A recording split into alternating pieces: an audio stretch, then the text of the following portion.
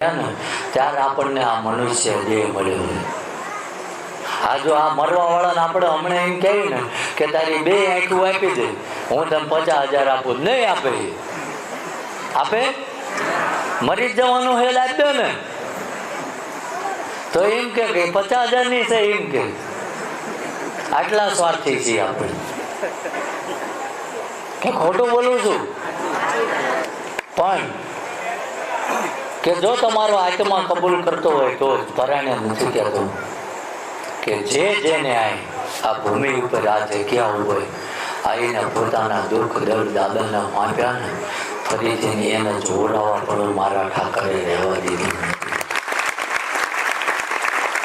કારણ કે એ સમય હતો ગણતરીના માણસો આવતા હતા 100-200, તો હું બધાને મળી એકતો હતો અને બધાને જોઈ એકતો હતો.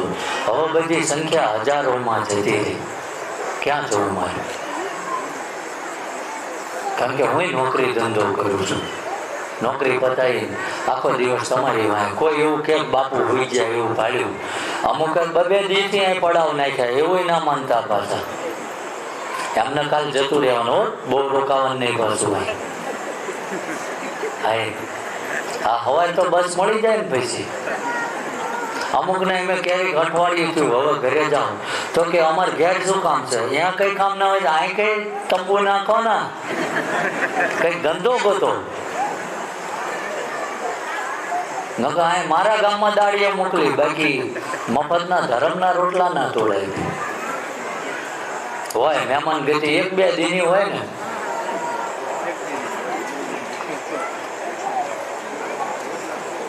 એટલે મુખ્ય ઉદ્દેશ્ય એ છે કે જે કઈ તમારા કદાચ અટકતા હોય છે, આજ મારો ઠાકર નોંધ કરતો હોય છે કે આ તો તમે આયા છો, બાકી મારો ઠાકર તો એની નોંધ કરે છે. ઘરેથી 2 મહિનેથી બેઠા બેઠા રોવે છે, હજુ અહીં ન થાય એની નોંધ કરે છે. આજે આ તમે જે બેઠા ને એમાંય છેલ્લા 2.5 મહિનેથી આવું કરતા હતા, આ જ આવી કે છે એવાય બેઠા છે. બધું એના ચોપડે નોંધ છે. અને જો તમે મનથી ગાંઠ માંડો, તમે નથી ડાર પાડતા કે મહેનત કરી જ લેવી, પાણી તો કાઢવું છે, તો એકવાર ડાર પાડી દેજો, ઠેર ઠેર ખાડા નહીં પાડવા દે. આ મારો ભરોસો.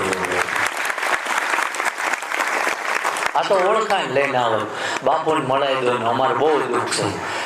ઘણા આ નાકમાં ટોટીયું લબડાયેલી હોય, કેન્સરના છેલ્લા સ્ટેજ હોય, આપણને કે આશીર્વાદ આપી દો, આને મટી જાય, હવે માથે હાથ મૂકી દો. આવી બધી લપુ કરે. જો મારા માથે હાથ મૂકી તમારા કેન્સર મટી જતા હોય તો હોસ્પિટલના ઝાંપે ના બેવું. કહો કે જેને એમ્બ્યુલન્સમાં ઉતારે માથે હાથ મૂકો, ઘેર લઈ જાઓ, મટી જાય.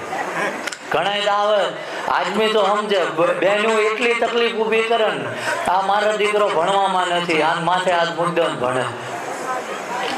તો હું ગ્રેજ્યુએશન પાસ ના હોત?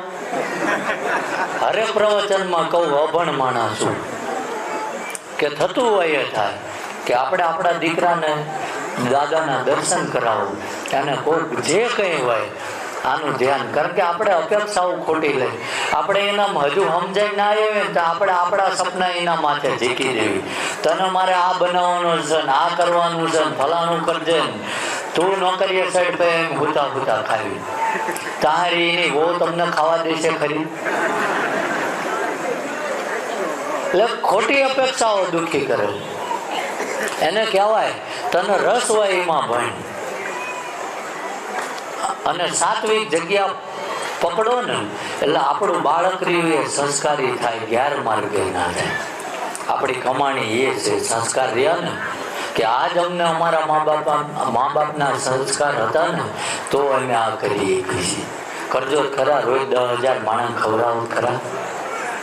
ક્યાંય અમારી આ જગ્યાની ગાડી ફાળો ઉઘરાવા એ ભાડી ક્યાંય? ત્યાં પાવતી લઈને બેઠા જોયું કે લખાવતા જઈશું છે?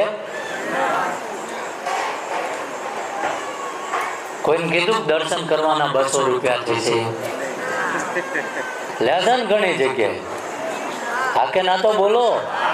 અમથા ગામમાં કોઈનો વારો ન આવવા દેતા. કે આ વસ્તુ એ છે કે પરમાત્માએ એને અને મેં એને મારા પોતાનો અનુભવ કહું